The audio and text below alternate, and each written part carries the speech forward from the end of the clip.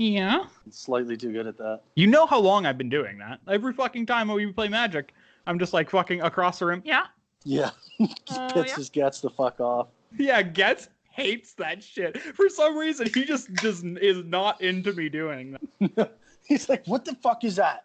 What is that? Getz? Yeah. I remember that fucking team event we played at the SEG. What was it? He was Columbus? so pissed. Yeah, he was so bummed because you were middle seat. I was to the left of you. He was to the left. I was to the right. Correct? Yeah. I went, hey, Getz. And he leaned in and you went, yeah? Yeah. And he was like the middle of his match. Yeah. And it was like, what? I think that was during his KCI thing because that was round one because I was playing against Storm and that was just an abysmal matchup for me. I had like no way to interact if he just fucking started going off. Killed me. He killed me immediately. You had a really good match going on. And then he was playing against fucking Corklane Ironworks again with Tron, which would just be you're stone dead. Yeah, but he won somehow. Yeah, and he was just fucking, he was just like playing his game, like focusing, and you're just like shuffling up for sideboarding. I'm sitting there just actual dead already. And yeah, you're just like, hey, Getz. He leans over. Yeah. He just fucking got so angry for no reason. His face and head turned red. What's up, ladies and gentlemen? Welcome back to another episode of the Fetch and Shock podcast. I am your host, the guy that forces spirits in Modern, Tyler. And joining me, as always, is my co-host, the guy who spends 40 minutes comboing off and still fizzles, Matt. Matt, what is going on, my man? What's up, sunshine? How are you doing? I'm doing. Hey, finally home. For you. What's up? How's it feel? How's what feel? Being famous. Well, funnily enough. Funnily, is that a word? Funnily, fuck sure it, it's a word now. You heard it here first. It's hard. I have to wear hoodies and sunglasses and tweet where I'm going somewhere and then go somewhere else. Like this you have fucking to savage. Yourself. The paparazzi are all over you. They're taking pictures of you being like, oh, this is Matt going to a Chipotle for the sixth time this week. The son of a bitches. I haven't. I did eat the other day at the hotel, but other than that, I've been laying low on the Chipotle. Oh yeah, because you were away from home base, so you don't have easy access to Chipotle.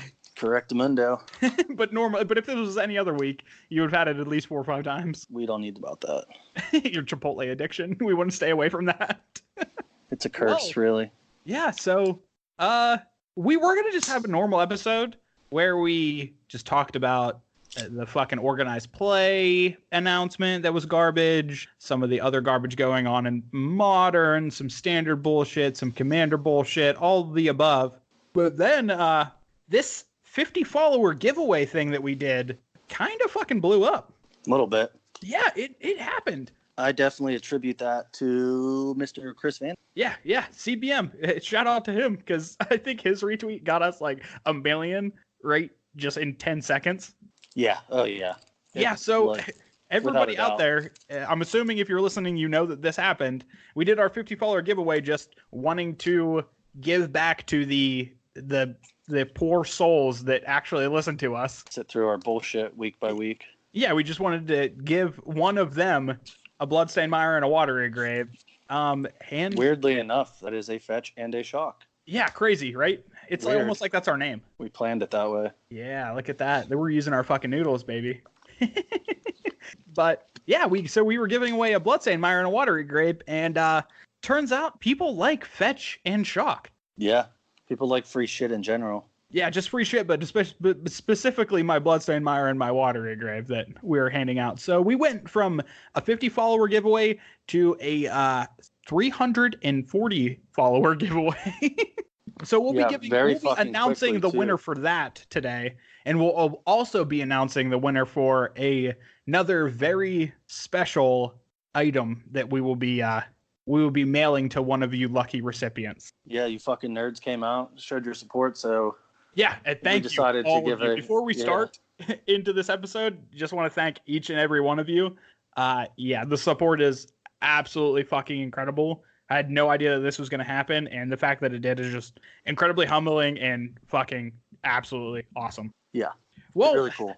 Yeah, and like I said, we were just going to do a normal episode where we talk shit and then answer the 10 questions that people asked, but turns out we got more than 10 questions. We got a shitload. Yeah, so this entire episode is going to be mailbag. We are just going to run through as many of your questions as we possibly can before we either pass out because we're too drunk or rip our fucking eyelids off. Yeah, or die. It's gonna be one of the two. One caveat is I believe that you kind of categorize them. Mm-hmm. That way we don't have to answer 1,000 of the same question or however many questions we're fucking at. So I categorize them as in a miscellaneous category. I did one for just specifically like Commander and Oathbreaker and Brawl and stuff like that. Another category is any question that regarding lands, and then also other constructed formats, like Modern, Standard, all that. And then I did a category, which is my personal favorite, on art. Yeah, surprising. Shocker. Yeah, so let's jump in with a couple of the miscellaneous ones.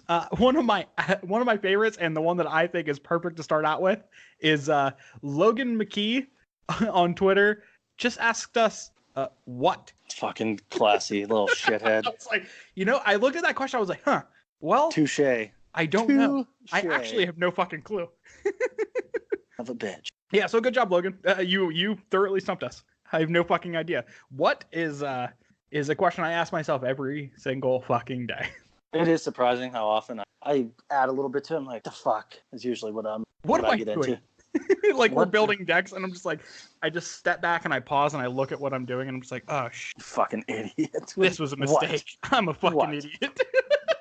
All right. Well, the next question, leading off of that, friend of the podcast, David Morris, asked, with all of the content creators that we plug and shout out during our episodes, are there any that we actively dislike or find overhyped? I feel like I know who you're thinking of.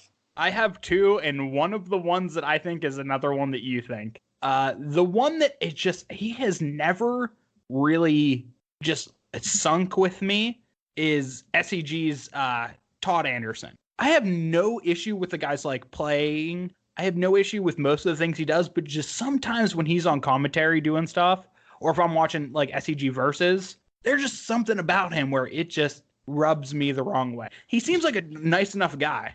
And if I met him in person, I'm sure he'd be an absolutely fucking rock star. But watching him, man, some of his commentary just has this like little bit of like cringe to it that I'm just like, oh no, why?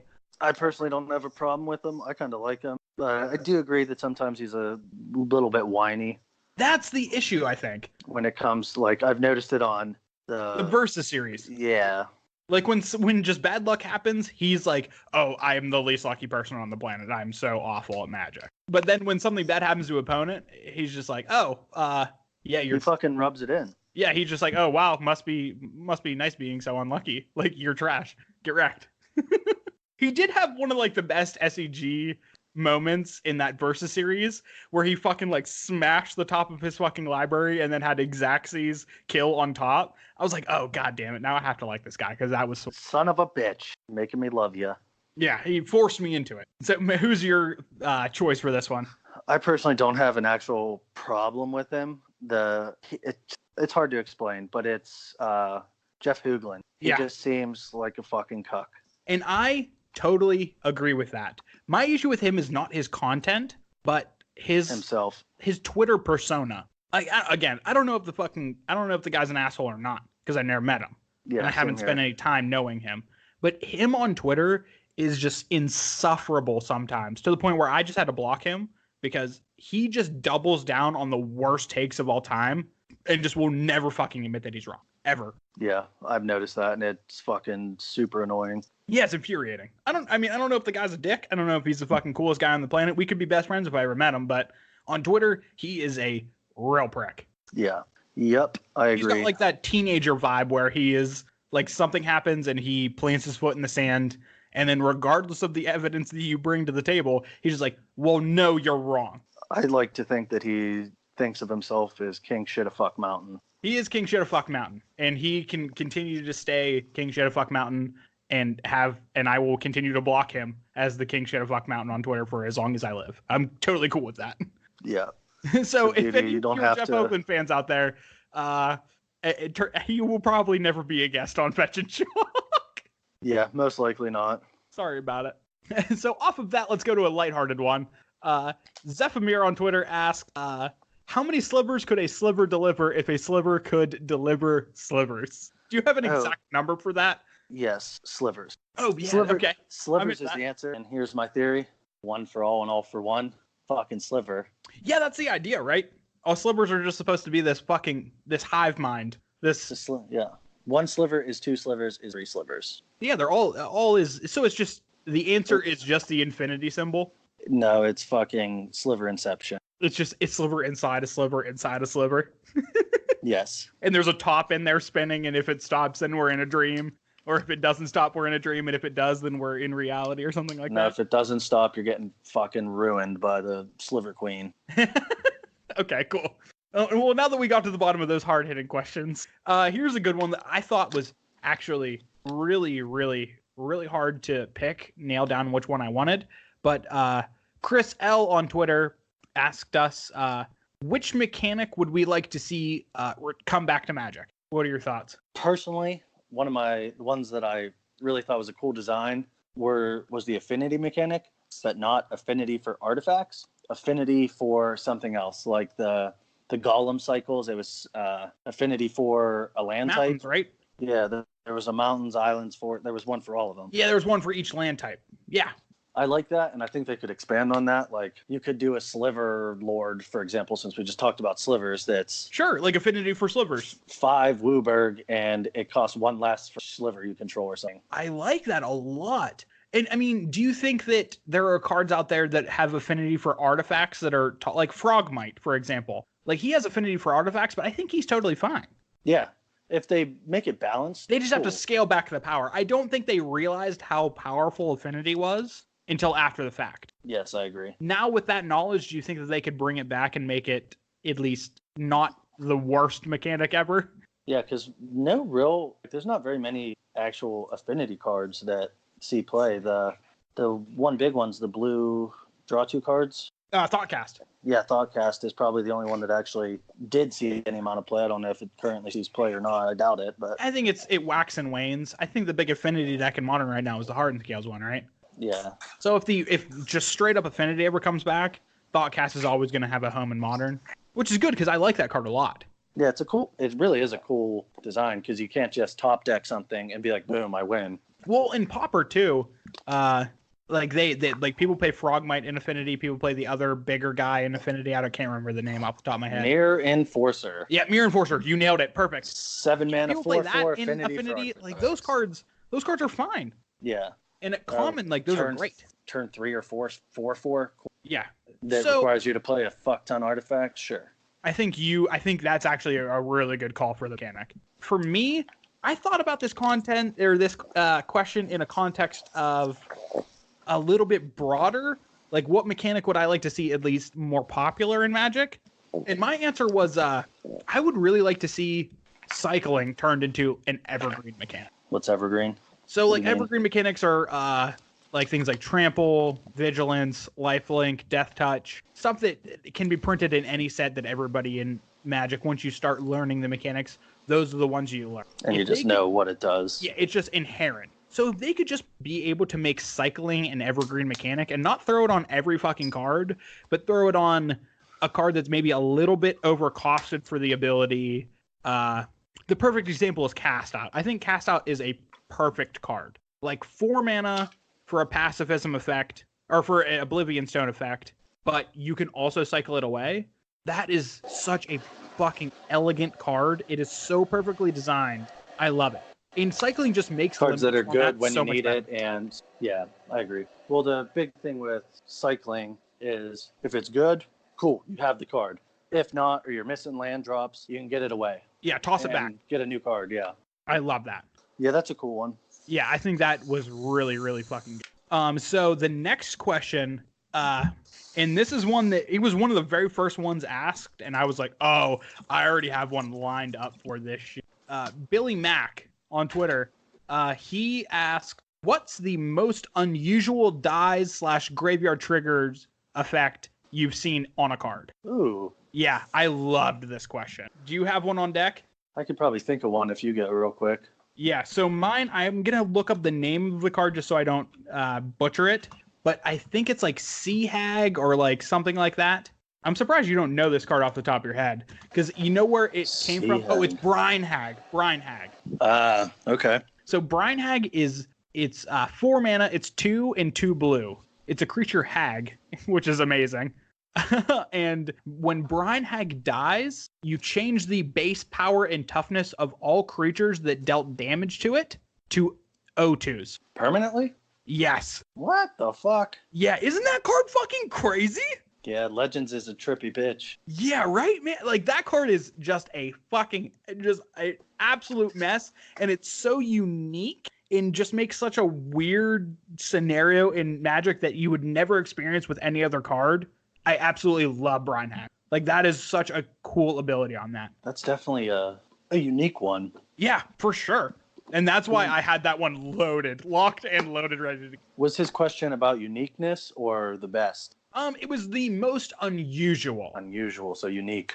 Yes. I don't think I can think of anything that's unique. Yeah, because you're unoriginal. Yeah. Pretty much. I mean, there are so many cool ones out there, but everything fucking has a die trigger. Yeah, there's a lot of die triggers. That's a fucking EDH deck. Yeah, I mean, not necessarily a die trigger, but Mirren also has a really cool fucking ability that you can abuse that deals with like things dying and stuff like that. Because that is technically a die trigger, right? But it's when other things die. That's not unique though. There's a bunch of cards like that now from Commander. The experience counter things. Experience counters like that. That's the part that I'm thinking is like really unique and really cool. Yeah, it's probably the only thing that gives counters that I can think of. Yeah. I mean, I'm sure there's something else that, like, whenever something dies, put a counter on it. Oh, there's that fucking, bird from M20 that when a creature dies, you put a counter on it. Yeah, I'm not sure. That's a good one. I like that. That's a really good question. Well, okay, so, Billy, if you really want to hear what Matt's answer is, he will have it locked and loaded and ready for you on episode 14. Yeah, I could. Yeah, perfect. Just give me some time.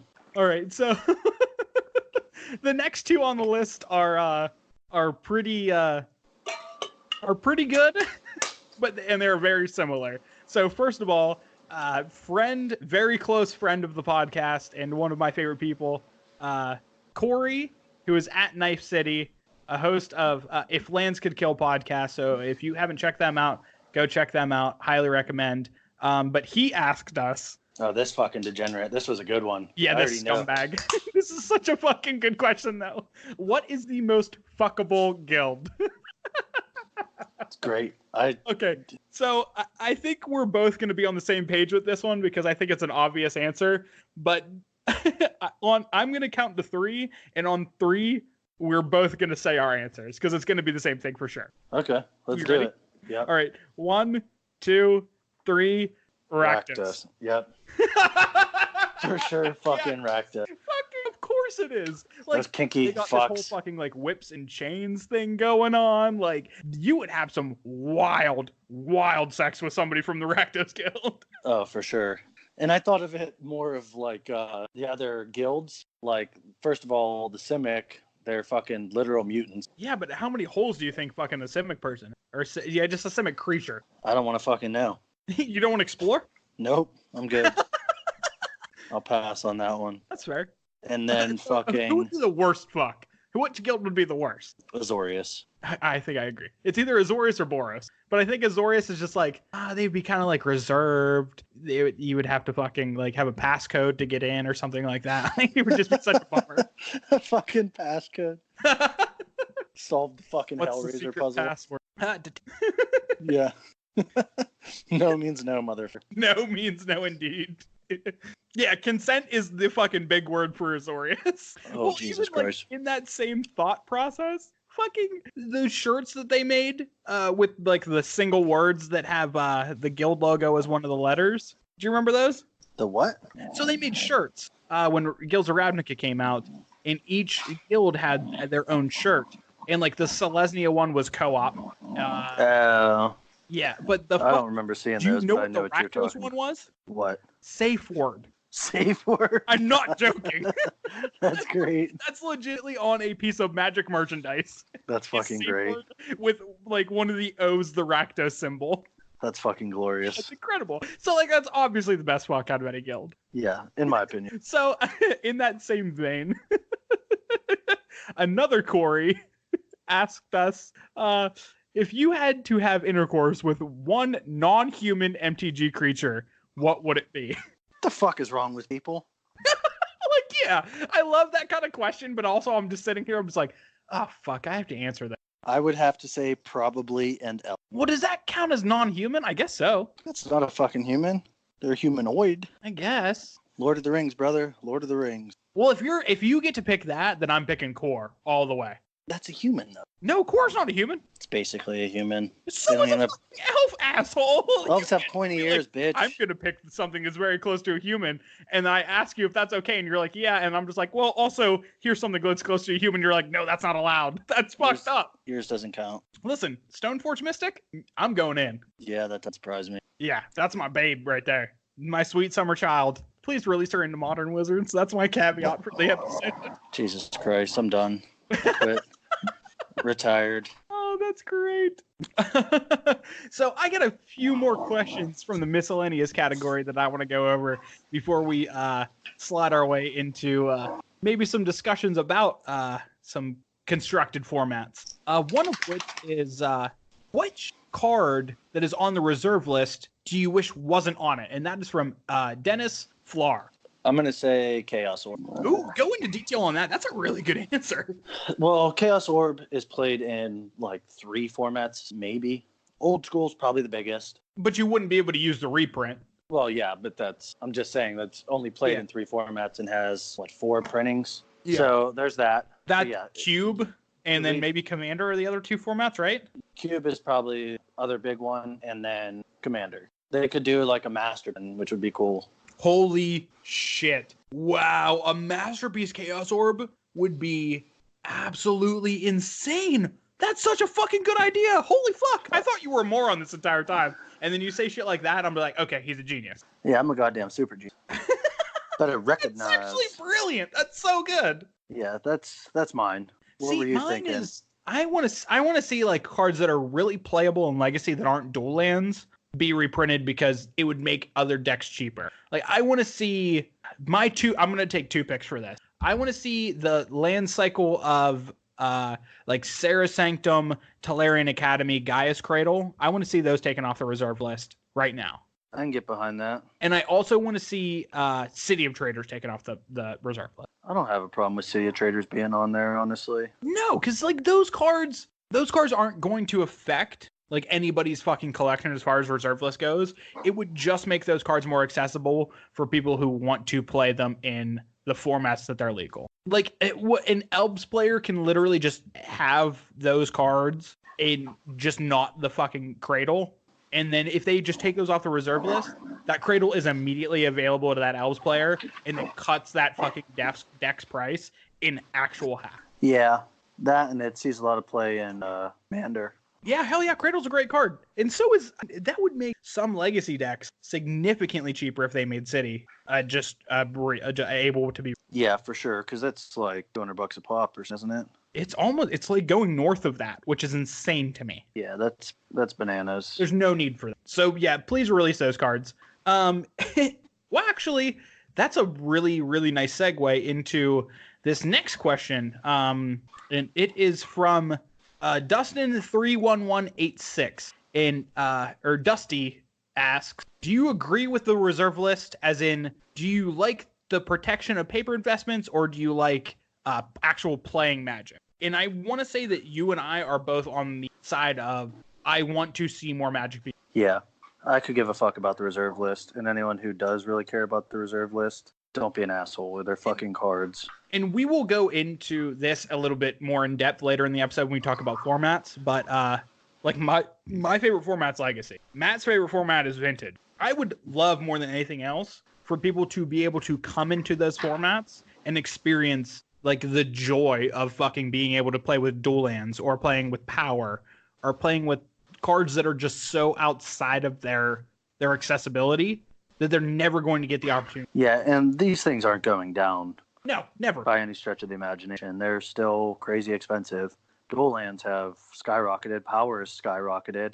If you have power, and Vintage decks are like $30. Yeah.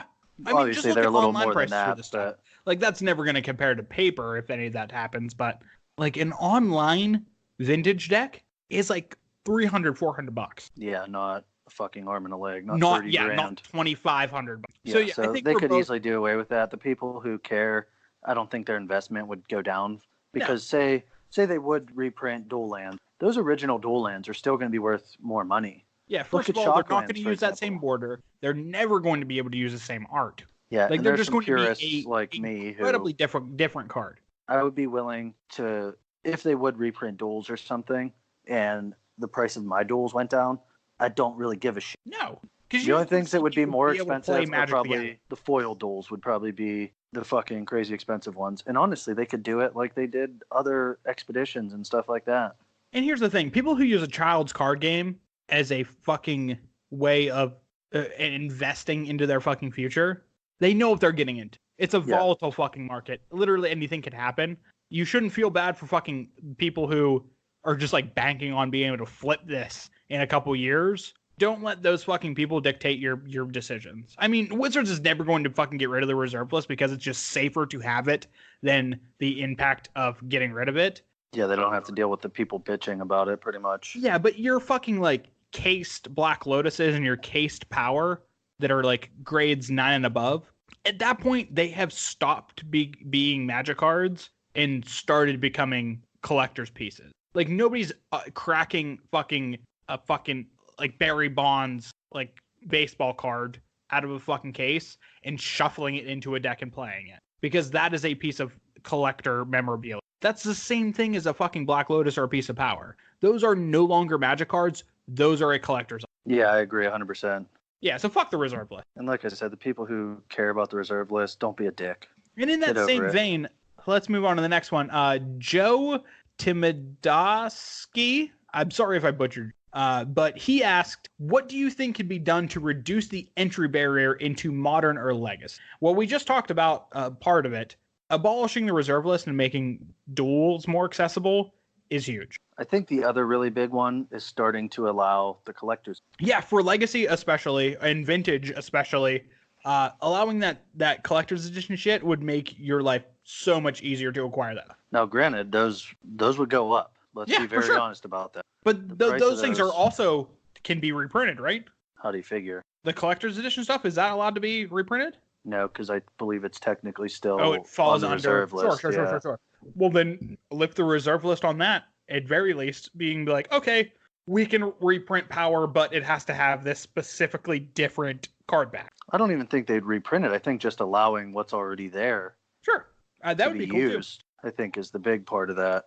Also, I think sets like, if they really commit to these supplementary sets, as far as Modern Horizons, like the Modern Masters sets, those sets like that, if they really dig deep into those, they would be able to make these formats more accessible. Because if anything, with standard sets, when they're printing new and crazy cards, that is pushing the format away from accessibility. You think just like the sheer number of them printed?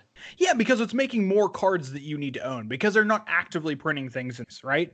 Like they're not ever going to actively reprint fetch lands in a standard. Well, I think that's more because they would ruin standard, but yes. Yeah, which means they're not going to print them. Fetch lands are the big barrier to entry, at least in Modern. You also have obviously things like Liliana.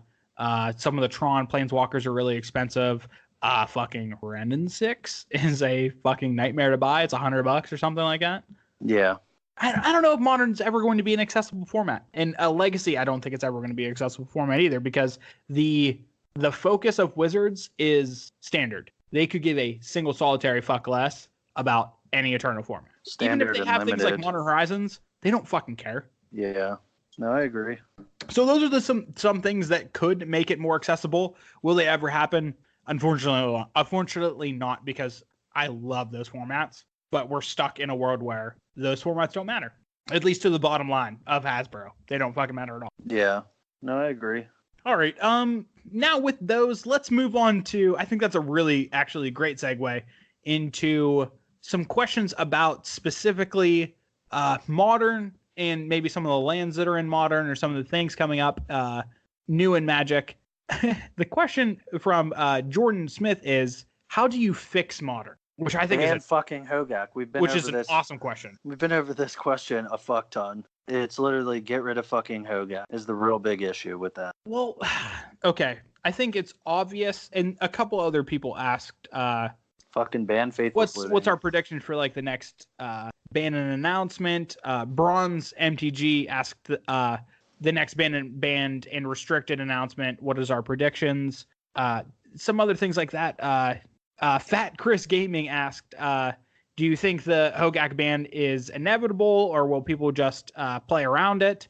And we got a couple other questions similar to that, where what is the future of Modern in the next like 6 months to a year? And I think it's very obvious that after GP Vegas, they're going to be banning Hogak. It has to happen. Yeah, I agree 100%. And they can't ban like, we're gonna ban another card from that deck. We're gonna ban Stitcher Supplier, or we're gonna ban like some other random card. That's never gonna happen. They have to ban the actual card Hogak. He is I ruining agree. Modern. It's Hogak is. But let's think about Modern after the Hogak ban, because that is the world that we're going to be living in a month's time. It's going to be going back to what's that bitch called? Phoenix. It's going to be the Phoenix decks. Sure.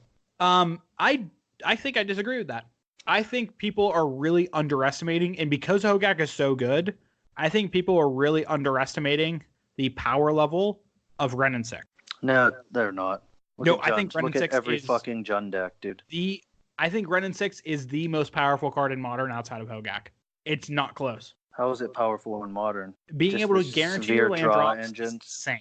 Especially in decks that are wanting to cast the spells and do 1-for-1 or 2-for-1 exchanges. Ren and Six allows you to do that, and it allows you to do that on turn 2. Yeah, that's true. It's a turn 2 removal spell generally for pick something off or get a land drop. Holy fuck. Ren and Six is insanely powerful. Ren and Six has warped Legacy. Legacy is a different beast, though, than Modern is. But it's not in the context of a fair-ass card like Ren and Six.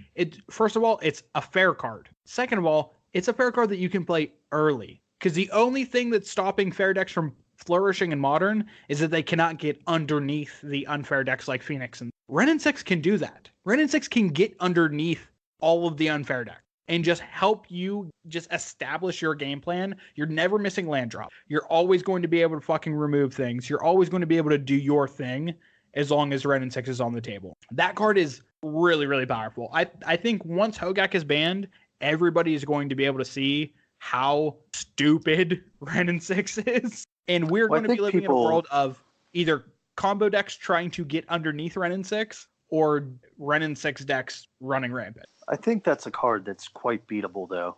Ren and Six? Yes. You think? Look at humans, bro. Look at humans. I guess humans is weak to Jund, so I guess humans also gets blown out by Ren and Six. No, not really. Oh, I think so. Yeah, I don't think it does. Yeah, it definitely does. It kills their mana guy. It kills their Thalia. Deals with 8 cards in their deck. If they do not stack things properly, it kills their 1/1 that gets a +1 for every human that enters. It kills their Thalia's lieutenant. Like, it kills a lot of the shit in that. It kills their fucking illusions just by straight targeting it. I think Ren and Six wrecks humans. No, I think it's the other parts of Jund that wreck humans. I mean, Ren and Six doesn't hurt.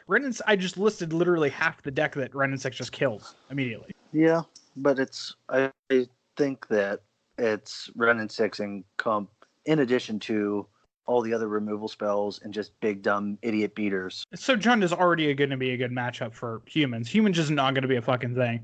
Like, I'm terrified being a Spirits player in Modern because I refuse to fucking not play that deck because I love it. I'm terrified of a world where Jund is just the best deck if Ren and Six is in that deck. Because Ren and Six just runs through fucking... It's not even fucking... I really think that's going to happen. Jund's going to be the next deck again. And that is a sign of a healthy meta when a fair deck is the best card. Oh, yeah, 100%. Also, we've had that situation in the past where Jund has been the best deck, but it has been for a bad reason. Deathrite Shaman. Exactly that. And Deathrite Shaman is banned. Yeah, and so I don't know if Ren and Six is going to go that way. We don't know how Modern's going to pan out. I don't have the fucking answers, but Hogak needs banned, and I think in order to fix Modern, we almost have to fucking just start. Yeah, they really fucked up with all these free spells. Yeah, So speaking of, I guess, the modern ban list with that, Cameron Neighbors asked, what card would have the least impact if unbanned in modern? I think you already know my answer. It's not Stoneforge Mystic. I think it's 100% Stoneforge. No, although every deck that's playing white would play it, and that's all that you... Okay, you want to list think... me? Go ahead and list me the decks that are playing white. Blue-white control, humans. Humans wouldn't play it because they can't cast it. They can't cast Stoneforge Mystic. I'm telling you, they would play it because well, then they would have to entirely change the deck. It would not be humans anymore. All they'd have to really do is change the mana base slightly. So they wouldn't be able to play the fucking 5-color mana base that they would be playing right now. It would not be the same deck. Okay, you take out black. And is humans at the top tables anymore? No, humans isn't even a real deck anymore. And I don't think Stoneforge Mystic would change that. I'm saying any deck that's playing white, or even fucking blue for that matter, would probably... You can splash that super fucking easily. But there's no decks playing white is my point. There's one deck playing white, and it's blue-white control. That would for sure change modern. Right now, in its current iteration, not a snowball's chance. You'd be dying with a 4/4 in your hand every single time. Currently, right now, yes. And I even think when Hogak's banned, depending on how unfair the format continues, if it's an unfair meta, Stoneforge Mystic is actively bad. I also think that the Urza deck, the combo deck, would for sure play 4 copies of that. What the fuck's Stoneforge? Sure. Because that's a fact. I guarantee that it will. But I don't think the Stoneforge package in that deck is better than the Thopter Sword package, because you can literally just go infinite with Thopter Sword. It gets fucking half the combo is what I'm saying. It gets half the combo. That's an equipment. It gets half of it, but there's also the other half of the deck just does that too. You have to jump through loopholes like the new Goblin Welder that puts it in your graveyard. That doesn't do that. That just puts that shit in your hand. Yeah, but you can go get either of those parts. Like whatever part you need, you can go, which I think is important. Yeah, I think that deck just becomes super consistent. I don't think so. I'll build this deck and put Stoneforge in it and then shit in your mouth. Okay, and then I'll build Hogak and just kick your teeth in on turn 2. Like that's all that there is. Hogak is not going to survive. This is under the assumption once Hogak gets banned. I still don't think that would be the best deck. I don't think it would be the best deck, but it would be hella fucking good. Same, it would definitely make Jeskai Control better. Yeah, Jeskai Control doesn't exist. I think that would need a bump. I think Stoneforge Mystic is a safe card. Do you have a safe card that is on the ban list right now? I couldn't even tell you what's on the ban list. Hold on, because you're getting me all fucking fired up about goddamn Stoneforge Mystic. Oh, you're just wrong. The Stoneforge Mystic would have no impact in modern right now. It's like the Jace the Mind Sculptor. It was like, Jace is so fucking good. Oh my god, he's the best card ever. If he gets banned, the world is gonna fucking fall. And how many decks are playing? Hey, fuckface. Right now, it probably wouldn't do anything. But you have to think of modern as more than fucking right now, because it's an eternal format. I understand that, but you also have to think about that in the context of Jace. And Jace is literally doing dog shit nothing, and he's done dog shit nothing since he was unbanned. And Jace is arguably a better card than fucking Stoneforge. The one on here that I see that I think Birthing Pod currently is too slow, so that's number 1. Well, you have to think of modern in the context of after Hogak. And if Hogak gets fucking... Well, yeah, I think even with that, I think it's still really slow. I love how we just literally picked 2 of our favorite cards. Well, yeah, that and if Hogak gets banned... the worst people. Yeah, fuck them. I don't give a shit. All the other stuff's too good. I think if and when Hogak gets banned, Bridge from Below could come off the ban list. Okay, Bridge, actually, I think we will both agree. Okay, scrap both of our answers. Bridge from Below is the safest card on the modern ban list right now. I really do think that Birthing Pod, it would be too slow in modern right now. Don't get me wrong. I would play the shit out of it. Yeah, you would force that. And if they unban Stoneforge Mystic, every deck I ever registered would have Stoneforge Mystic, because Stoneforge Mystic is one of my favorite cards. And I think you're not in the minority in there. I think a lot of people would be playing Stoneforge. That's my thing. I think I would be in the minority, because I don't think Stoneforge is good enough. I think that it would just fuck up the diversity of the format. It really would. I think Stoneforge would be worse in modern than Birthing Pod right now. Right now with Hogak, yeah, for sure. No, I'm talking about post Hogak. I think that is 100% correct. Stoneforge would silly little bitch. I will agree to disagree on that one. Well, Birthing Pod is just a better toolbox. If we're just talking about like their toolbox cards. Yes, and that would say that goes back to your Ren and 6 argument. Okay, play Ren and I'll play my Mana Dork. You play your Ren and 6 and just pick them off. It gives Jund a fairer matchup. And what is a turn? The fastest you can really realistically get it out is turn 2. Well, Jund ruins Stoneforge Mystic. Like literally fucking crushes it. Yeah, well, Jun does. Yes, 100%. So I just think that I really think the big issue would be the Urza deck because it's another tutor that if it lives, it just allows you to play like one less copy of the sword, and it goes and finds it. Well, Jun just throws the dick to that deck anyway, regardless. Whether Stoneforge Mystic is in it, whether Stoneforge Mystic is not in it. I don't know. I haven't really seen the deck that much. Jun just gets to play Kolaghan's Command. You know what's the best card in the world against Stoneforge Mystic? Kolaghan's Command. Not if I start playing Spell Skites again, bitch. Oh, you mean in your birthing pod list? No, in the Urza deck is what I was talking about. Well, that would be just a warp to Jun being the best. That'd be so fuck this kid for asking us this. Yeah, whoever fucking asked this question, you're in. Goddamn asshole. Camera neighbors, you can go fuck yourself. This is too much. Okay, next. Move along. There was a couple questions that I really liked from this section. RJ Knight of Autumn asked, "What is the best 4CMC spell in Modern right now?" Modern. Yeah. I had one locked and loaded to head Modern. I don't think there is one. Is there? I think I have the exact answer, and the second I say it, you're going to be like, "Oh yeah, obviously, it's Leyline of the Void." Oh yeah, that is 4. Well, that's the 4CMC spell. That's the 4 mana. You fucking liar. I mean, it is 4CMC. Am I wrong? No, you're not wrong. It is 4MC. That is the best 4CMC mana spell. But as far as a 4CMC spell that you actually have to cast, I was thinking Mystic Forge has a lot of potential. I would say Mystic Forge is really, really good. I was going to say that, or if we're talking about current Modern, like Supreme Verdict. Yeah. Something like that, like just a Wrath effect. I think Mystic Forge has the most potential to just get broken. Oh, Mystic Forge is probably a card that is going to impact Legacy and Vintage. Well, it's already really big in Legacy Bomberman. Yeah, it draws like 4+ cards a turn. Like I think on average it draws like 5 cards or 4 cards. Yeah, turns out that's good. Yeah, when you cram your deck with fucking Lion's Eye Diamonds and 0 cost fucking spells, it's nuts. It's really good. Yeah, there's potential there. I thought that was a really cool question. Another one that I thought that was really, really cool was Underdog Games asked, since all or most decks needs lands, would Wizards or should Wizards do away with rarities for lands and instead make them all available for free? No. Yeah, I think I disagree with that. Yeah, that's just not a good idea. I think the ability to have so many land cycles and like your choice in like what kind of lands, especially in Modern, like you got your shock lands and your fetch lands, but you also in a lot of decks get to play like, oh, am I going to play my fast lands, or am I going to play these new canopy lands, or am I going to do something else? Like, you know what? One of those options, and I think those are really cool and make decks really unique and personable and like personable, I guess. You know what one of the best lands in Modern is right now? What do you think? Snow-covered basic. Yeah, snow covers are sick.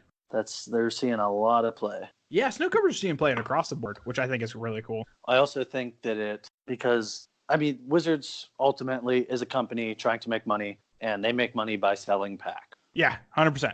And they need some of those chase cards. I don't think there's any lands that are mythic there are obviously some mythic lands, but some of the more common lands are shock lands, which you can pick up for like $15. And I know that for some people that's a lot of money, but you don't have to play those. Okay, you really don't have to play. Talking about actually segues really well into another question. What are your thoughts on the best land cycle between efficiency and budget? And that's by Hazuru on Twitter. I got this one. Probably the check land. You think so? Yeah, I think actually that is they're about $5 each. Yeah, that seems a really, really solid place for them. Play basics, they come in untapped. Yep. I was going to say either those or the Battle for Zendikar lands that when they enter the battlefield, if you have 2 or more, they come untapped. 2 or more basics. Yeah, those are good untapped too.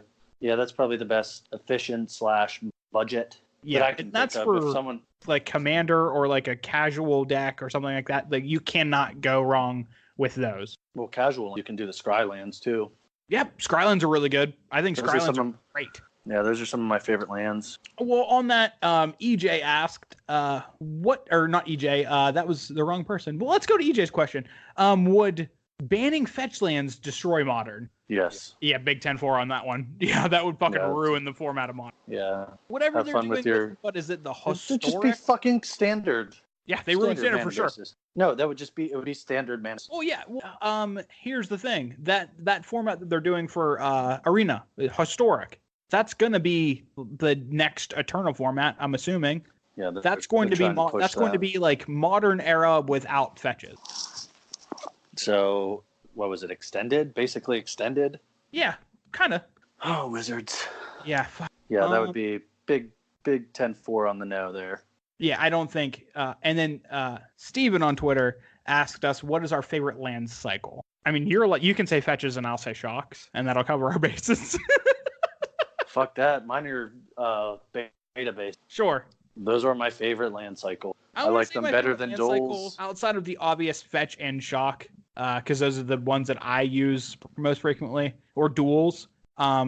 I would say the Scrylands are probably my favorite, honestly. Yeah, they really are the most balanced. And they are so insanely balanced. You're right. Like, two those colors are perfect comes into for play, standard. Scry. They're great for limited. Like they're just awesome cards. Yep. Besides basics and fetches and shock. Yeah. Those. Yeah. Well, actually, there's one more question, or two more questions that I wanted to ask from this grouping. Tarkio asked, "Do you play old school?" Yes. Yeah, 10-4 on that one. Yeah, big 10-4. Do that. What deck are you playing in old school? Currently, it's a brew. I don't, especially in old school, I didn't want to just net deck. That's not fun. Sure. So one of my favorite things to do in Magic, besides comboing and be degenerate, is doing nothing. Doing nothing. Yeah, you're a dirtler. Like Yep. you're just King Dirtle. So I'm actually currently playing a blue-white deck that my win condition is Felden's. Yeah, that sounds about right. That is the most Matt thing I've ever heard. In combination with Tormod's Crypt. So the main goal is to, it's basically counter spells, removal, draw, and that. And you play out all your threats. I kill them, I counter them, and then I will remove your graveyard and shuffle my deck back in. Yeah, seems about right. That's the extent of it. Oh, I lied. I guess I have 4 Mistress Factories too, but that's more. Oh, you could get in with those. That puts them on a clock, 10-turn clock, baby. Yeah, I'm not doing that shit there. That's blockers, baby. All right, so yeah, yours is just a random fucking control deck that does nothing. That's an attack for 2 or block for 3, bitch. Yeah, I mean that's what Mr. Factory does. My deck of choice in old school and also in every format that I can do it is mono white. I am playing mono white. Oh my god! Huh. Surprised me. Yeah, I'm sorry. I didn't mean to shock you. Yeah, if I can play just planes in a deck, that's what I'm going to be doing. Planes and strips. Like that, I'm into that. All fucking day. Some number of Caracas. Yeah, I do like me some Caracas. Big fan. Bouncing legendaries, pretty powerful in most formats. Fuck yeah, mono white all day. So yeah, we are fans of the old school format. We're fans of basically every format except for standard. Yeah, pretty much.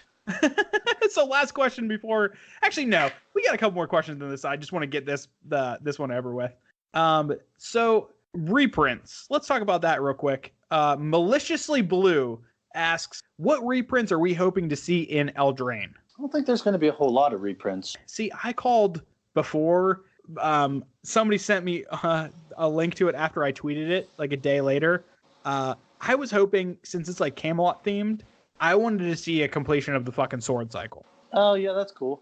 Yeah, because like Camelot, you got fucking swords and shit. I wanted to see like an Excalibur, or maybe some other swords and stuff. And then Marrow on his fucking Tumblr said, oh yeah, the swords are too powerful. We're not putting them in a standard legal set. And I was like, oh, well, fuck me up. I got nothing for you. I could see something along the lines of City of Brass or like Cavern of Souls. Oh, that's not a bad idea.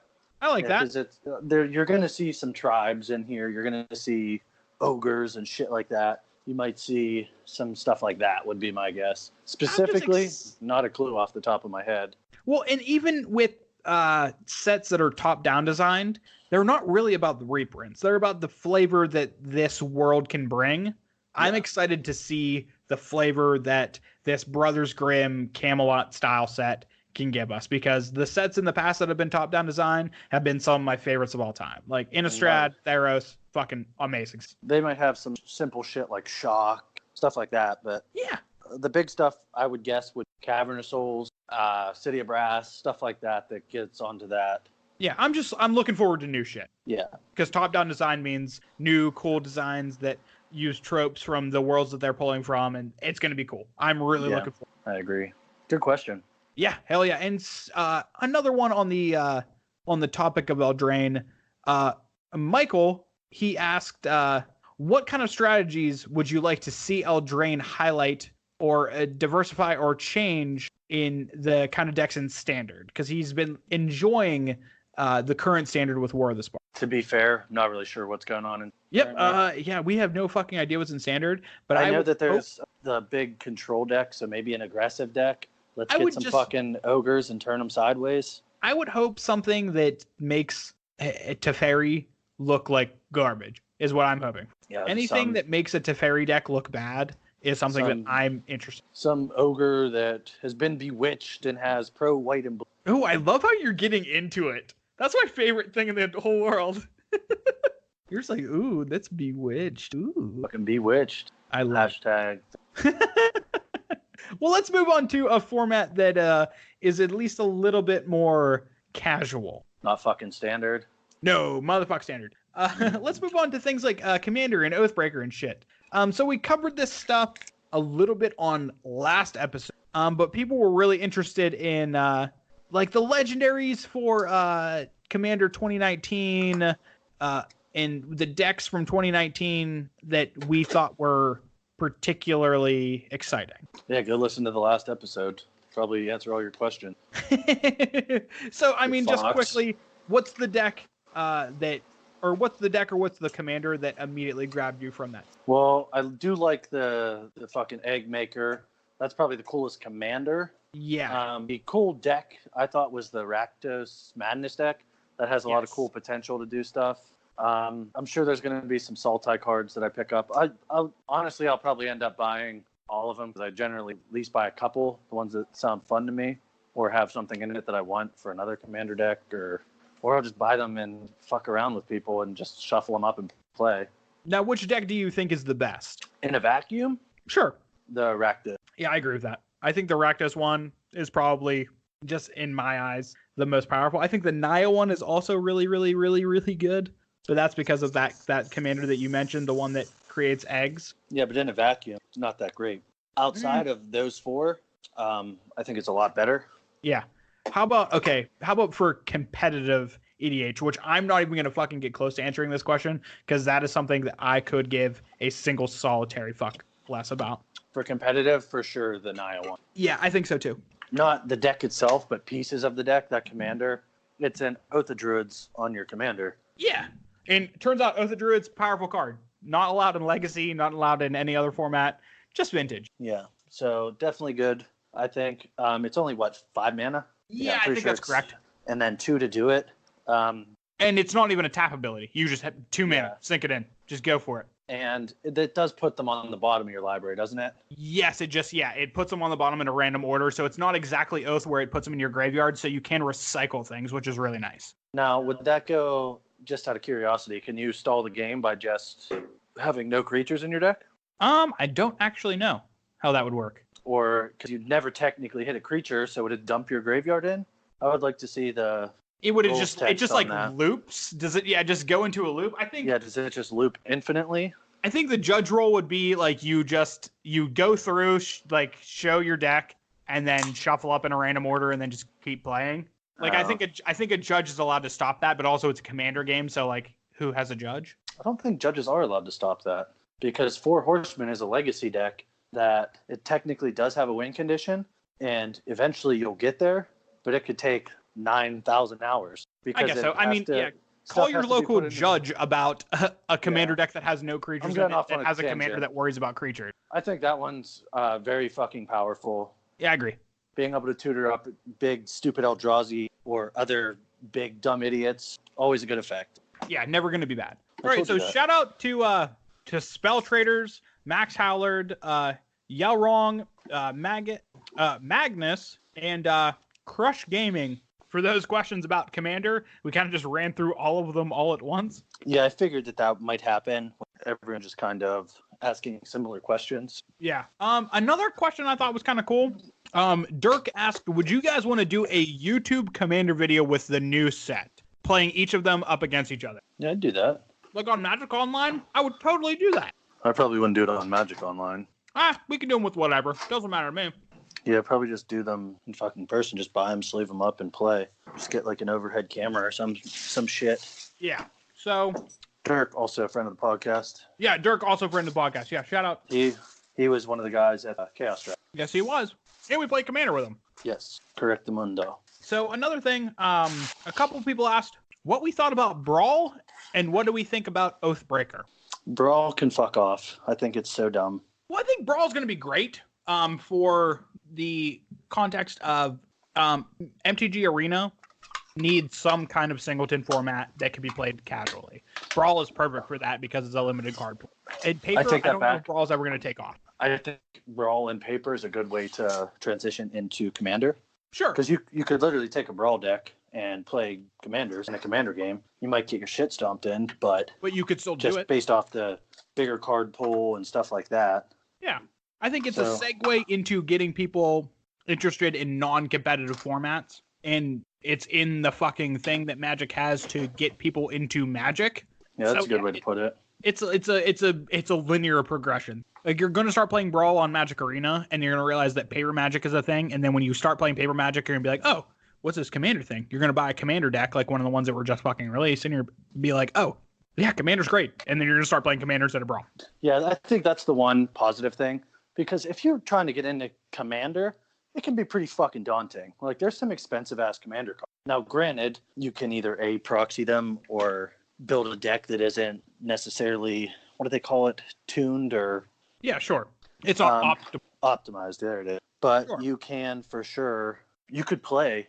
There are many people who have thousands of fucking Commander decks where you could say, hey, my deck's not very good. And they can say, oh, cool, I'll play this brew that I made that's trying to do one thing and that's all it focuses on, but it's not very good. Like your fucking Pirates deck. Yeah, that thing was not very good, but it was fucking cool as fuck. It was so cool. That's what I mean. You don't need to do something broken. Who the fuck have I become? Yes, I finally turned you into somebody who cares about fun and not just cares about winning. This is bullshit. You're welcome. So what do you think about Oathbreaker? Oh, that just makes me want to do real fucking degenerates real fast. We covered this a bunch on previous episodes, so if you want to hear us talk more, you can go find it, you dummies. But I'm pretty anti-Oathbreaker. I just really think that fucking bring back tiny leaders. If you're gonna do it, if you're gonna do a format like that, do the.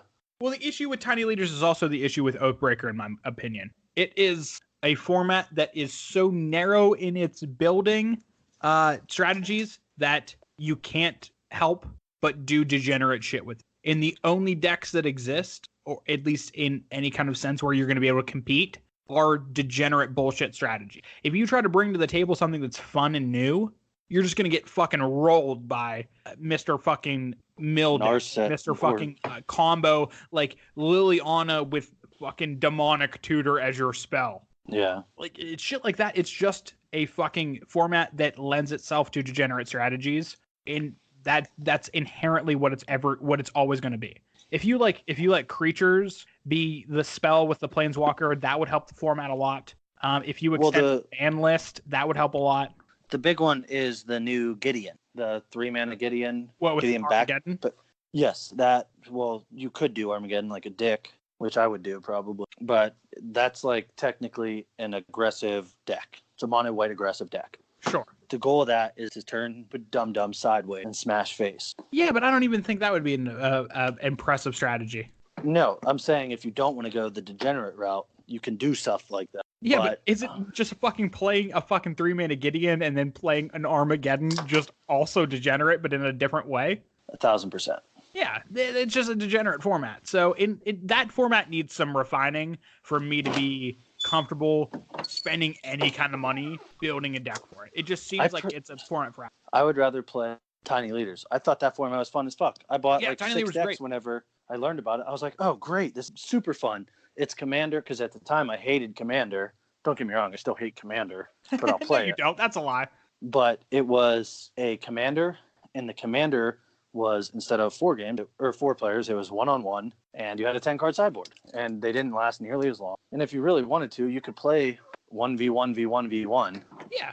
You had options with that format because it wasn't strict. in any way. What do you mean it wasn't strict? Like, there wasn't like a fucking strict boundary where it's like, oh, you only have to play it against one person and blah blah blah. Yeah, they could easily tweak that format, which I thought that was a really cool deck build restriction. Well, it just fell to the same fucking thing where if you make a format with a strict like deck building constraint, you're going to find very quick that someone's going to break it, and you're going to find the best deck. It's just going to be broken quickly. It's the same thing with Standard.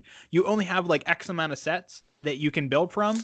You're going to be able to find that specific card, like 60 cards, 75 cards, in that X amount of cards that you have to build from, that is just going to be far and beyond the best ones out of all of those cards. But then you get into formats like Legacy and Modern and Vintage where that card pool is so big, so massive, yeah, that there isn't a best 75 cards. Currently, that's debatable, but yes, I agree. Yeah, sure.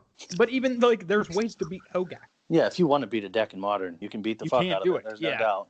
Because that card pool is so fucking large. Yeah, but like, for example, I don't know what the best deck would be in Oathbreaker. I'm guessing some combo-y deck, either with Narset or I mean, it's just a control deck with Teferi, right? Or that one, yeah. Probably the control decks that are also combo decks built into them, like Narset and Time Twister, get fucked. Yeah. And you can take your time and set up and have counter spells. And so that's where I see that. So, yes, no Oathbreaker for Matt. All right. I think that covers all of our format knowledge that we have.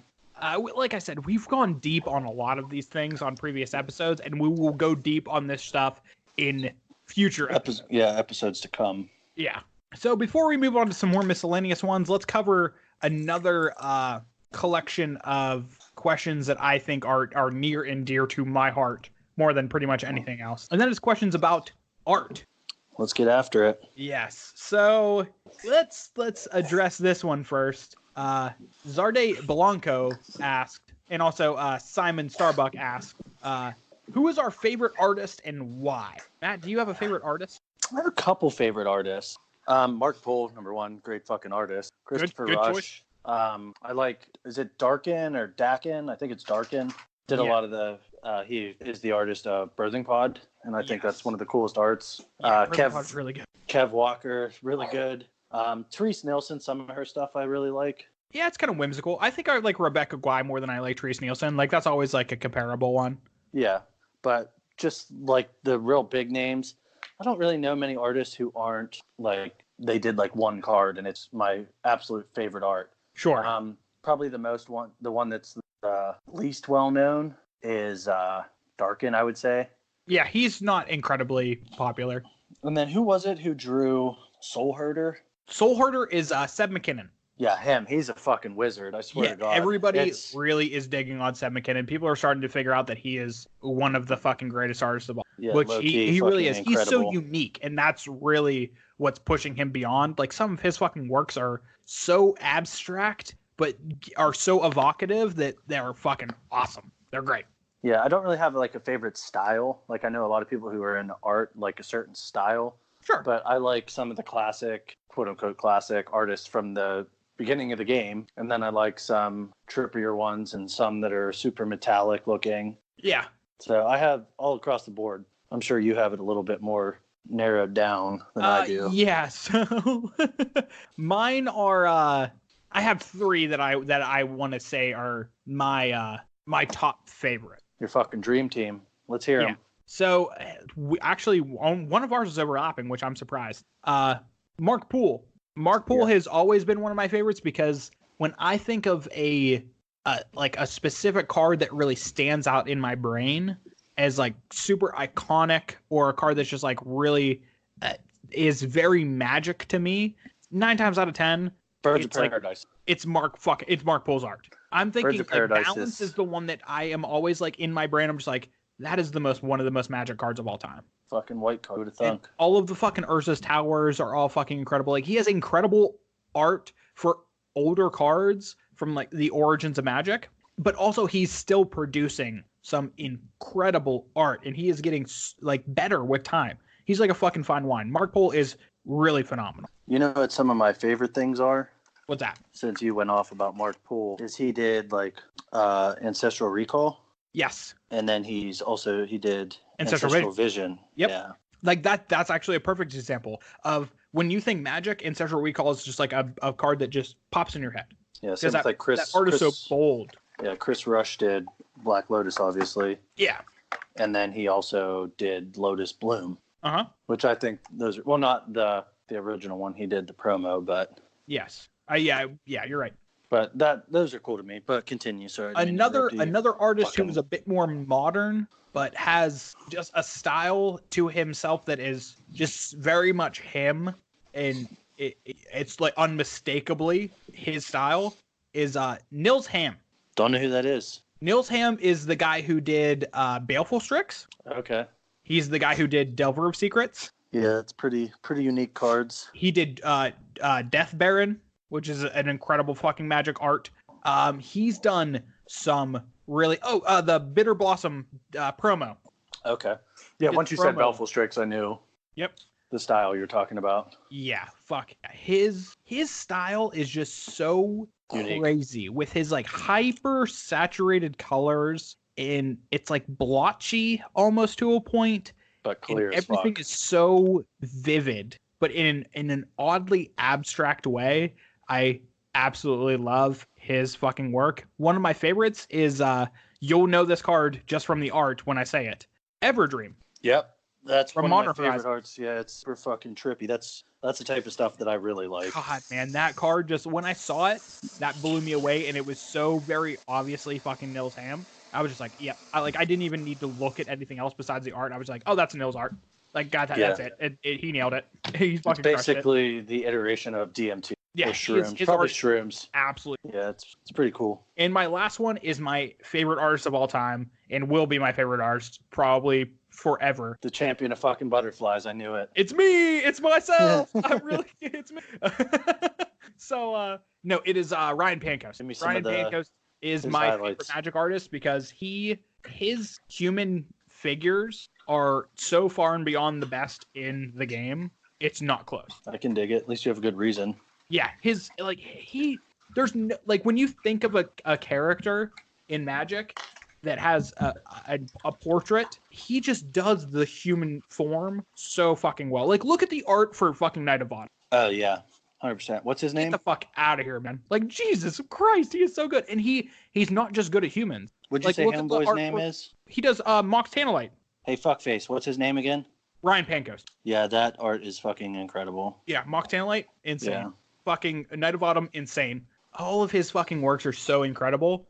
He every time he knocks it out of the park. And he has a plains that is reminiscent to the original Sunflower one that I think is just infinitely better than the original Sunflower one. He has a forest that will knock your fucking socks off. He does everything so well, and he brings so much life to everything that he does. It's absolutely fucking breathtaking every time he has it. I love Ryan Payne. And fucking East Coast guy, Rhode Island, Providence. Shout out to him.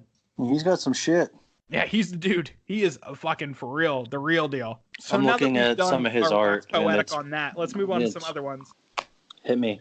So another one dealing with specific artists. Friend of the podcast, Jeremy Royer, 444 on Twitter. He asked, what card would look more fitting or badass with a Ryan Kane Ferguson art? Oh, I had this one. As soon as I didn't know who Ryan Kane Ferguson was. I'm not gonna lie, I had to look up what his art was, and as soon as I saw what he was drawing, he did like the new Gideon Blackblade one. He did like the Balthor of the Blackblade. He did Price of Progress is another one that he did that was really great. Just an idea. The thing that as soon as I didn't know who he was, but once I saw some of his shit, I was like, oh, a Johnny Goldmane or a Johnny Vengeance. Just any kind of a Johnny figure. Yeah, I think that's great. It's just some big fucking ripped ass cat that will rip your face off and has a 18-pack of abs. Yeah, he's another guy that has a super iconic style, and it's like hyper saturated colors and all this wild shit. My thought was any card with like a depiction of a Praetor on it from New Phyrexia, I think would be great. Like an Elish Norn with his style. I'm not saying Elish Norn art is bad because it's one of the most fucking incredible arts in the game. But I think an Elish Norn in his style with like high saturation and all this fucking weird line work and just super exaggerated, I think that would look insane. I think it would look so good. I disagree with that one, but I get where you're coming from. I just think just looking at the Praetors, when I see them, I'm like, oh, they're perfect. No, I agree with that. Makes fucking sense. But it would be cool to see. I'm coming from a world of, would it be better than the original? I don't know. But would I like to see it? Though, yeah. Motherfucking right, I would. Yeah, no, I get you. That makes sense. So do you have a Making Magic asked, what's our favorite basic land? And I took this as favorite like basic land art. I'm a sucker for the beta Purple Island. Yeah, that's a good one. Also, you are a sucker for older arts too. Yeah, I'm more of a contemporary guy, and you are very much traditional. Yeah. So, for example, those of you who don't know, Alpha Beta only had AB islands, and then Beta came out with the third one. And what it is, it's kind of like a time lapse photo, if you will, of like one in the morning, one during the day, and then one at dusk. Yeah. And it's the dusk one where it's purple. Correct. Is how you referred to it. And I don't know why, but it just looks incredible to me for those ones. The other style I like of basic lands is probably the Lorwyn. Ooh, that's actually a really good answer. Yeah, they're fucking really pretty. It's just, it reminds me of fucking Avatar, like the movie. It really does. Like when I see those. What about you? What's your favorite basics? So I already alluded to this a little bit earlier when we were talking. But probably my favorite basic of all time is a Ryan Pancoast basic. And it's a shout out. It's like a kind of reminiscent of the other, I can't remember the artist who did it, which is a fucking travesty. I should definitely, but to be fair, basic lands, they fucking matter to me. Like I really do like, yeah. I'm going to jump in front of you again. Go for it, Mike, I'm looking up a person. Yeah, one of my favorite land cycles for basics are the Therese Nilsson Judge promo basics. And if I wouldn't say guru basics, I'd have to cut my fucking toes off. The Judge promos. Yeah, the Judge promos, and then the gurus, the guru lands, which are crazy expensive. I think they're actually the most expensive basic land. The only runner-up would have been an Arabian Nights Mountain, I think. Yeah, that's a close one. I think that's the only runner-up in price point for the gurus. So my favorite for the basic lands is the Ryan Pancoast plan. And it's like a sunflower field based one. The original one is by Ron Spears, so look that up. Yeah, the APAC. It is APAC incredible. lands. It's so it's really good. Yeah, it's the Those APAC are good one. Too. The EuroPack, the APAC land. Yep. Like I said, but Ryan Pancoast does like one that's reminiscent of that, and I honestly, I think that's insane. Like it's so fucking good. Yeah, there's so many good basic lands. Yeah, as long as you stick with like a theme, I don't give a fuck what. My thing too is take your basics seriously, but build them select your basics to fit the particular deck that you're building. Yeah, that's what I mean. Take them like they matter to me. I can't stand anything when people have mismatching basics. It bugs the shit out of me. Not even mismatching as in the art, but the like you said, the theme. Yeah, I like to have a particular all of my basics in my Death and Taxes deck are all the same. I have the same snow covered ones and I have the same regular plans, and they fit the deck really well. Yeah, the only time I use beta basics is in Commander. I like to use foils there. That's like the one thing that I'd much rather have beta over foil stuff. Sure. But that's the one place that I'll use like promos and stuff like that. All right. So next question by Toxic Pichu. Do you have a favorite card board? Yeah, beta. I would say my favorite card border is probably the white border. Yeah. That's my favorite. But I am actually quite partial to the Masterpiece card border. I think that it has really grown on me. The Masterpiece, yeah. And the Invocations, those are terrible, but the Masterpieces are really nice. I think the Masterpiece ones are really well done. And actually, I'm going to change my answer. Any card border that the proxy guy does, it's my favorite card border. Yeah, I'll give you that. Okay, cool. Now that we've answered that one, let's move on.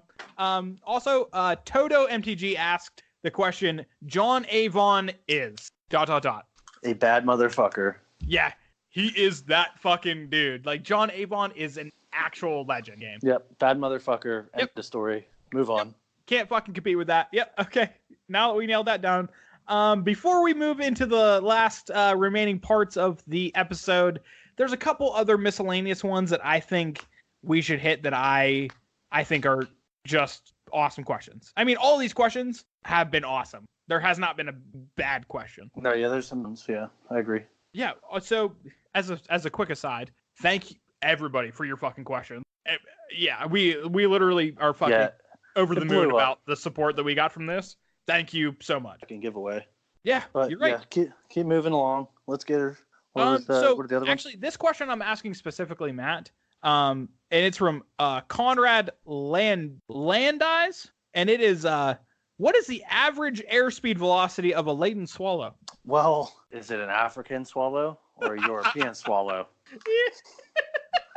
Goddamn super genius. I appreciated that. I did see that one on Twitter, and I started laughing. Yeah, the immediate that one came through, I was just like, okay, this guy knows what's. For those of you who don't get that reference, it's from Monty Python and the Holy Grail. So go fucking watch that because it's hilarious. Probably one of the funniest movies ever. Oh yeah, great fucking movie. Another one is so what plane would we live in and why? And that is by MCAX Lightning on Twitter. What plane would we live in? Yeah.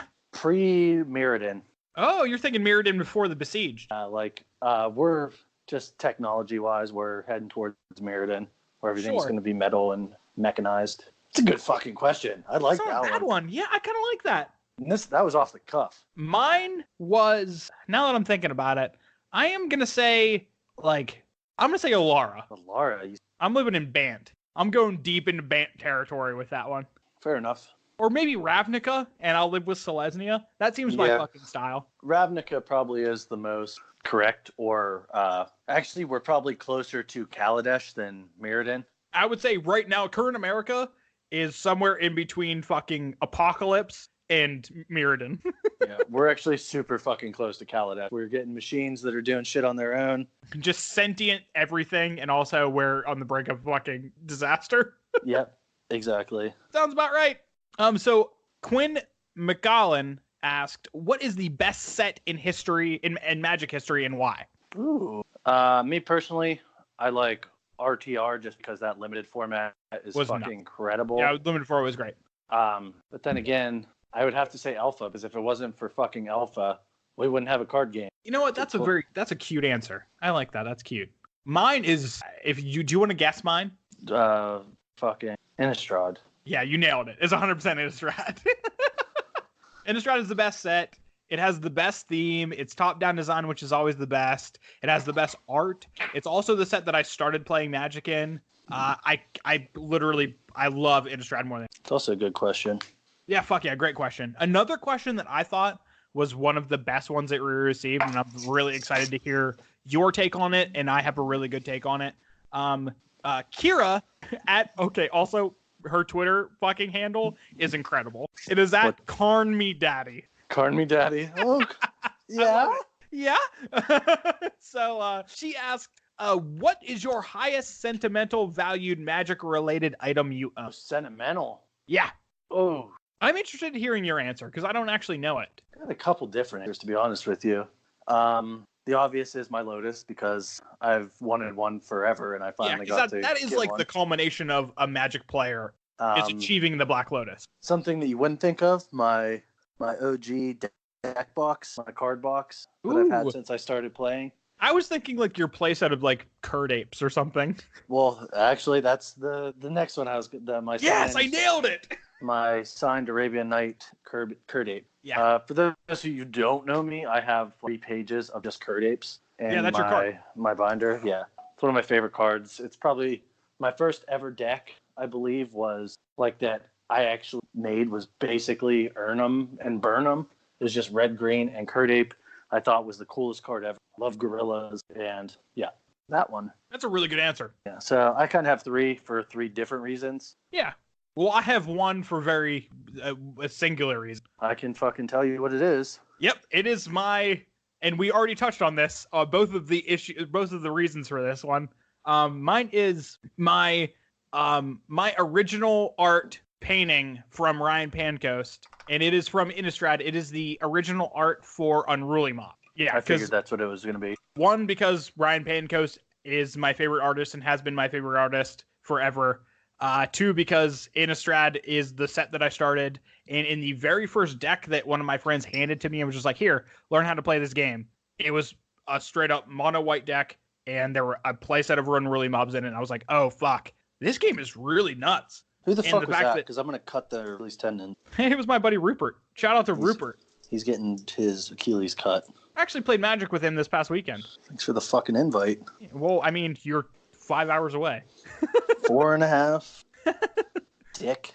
But yeah, fucking my Ryan Pancoast original for Unruly Mob is far and beyond my most sentimental, probably my most sentimental possession that I own. Not even just Magic related, just in general.